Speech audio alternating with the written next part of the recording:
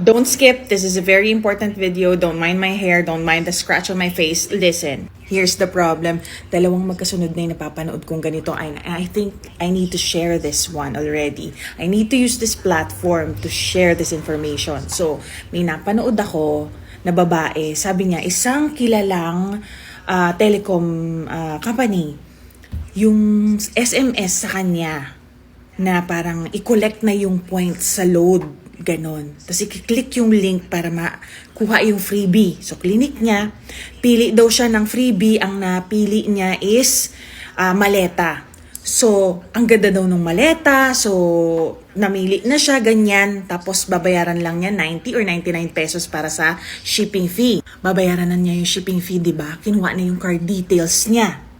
Tapos, in-enter niya yung card details niya at may nag-notify sa kanya yung card niya na kunan siya ng 70,000+ pesos. Sino mag-aakala na pwede kang ma-scam sa legit na text? So, ibig sabihin, kaya nang pasukin ng mga scammer yung mga legit na text ng mga malalaking kumpanya.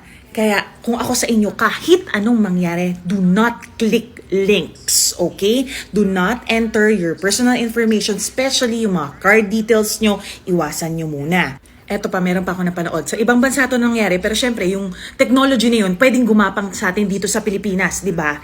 So, ito namang eksena nila, yung asawa nitong babae, yung lalaki, nakatanggap ng call coming from the number of his wife. Yung asawa niya mismo, yung number, eksaktong number nung asawa niya with kasamang picture nung asawa niya. As in, walang pagdududa. Asawa niya, number yun ng asawa niya.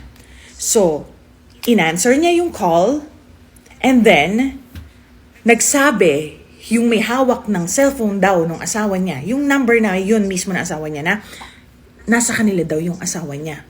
Kinidnap daw nila yung asawa niya at kailangan niya magpadala ng ransom. E di nagpanik na yung asawa. Buti kinontak niya yung NBI friend daw nila.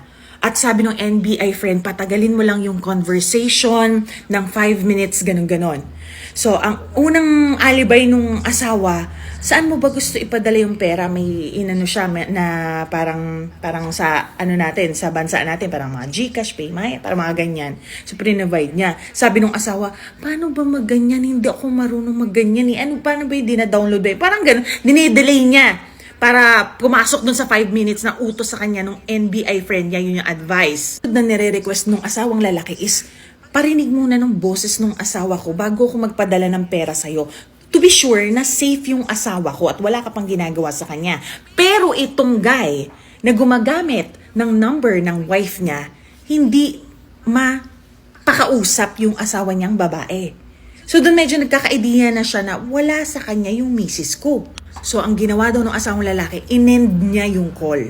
Tapos pagka-end niya ng call, tinawagan niya ulit yung number ng misis niya. Yun, pagtawag niya ulit dun sa number na yon, misis na niya yung sumagot.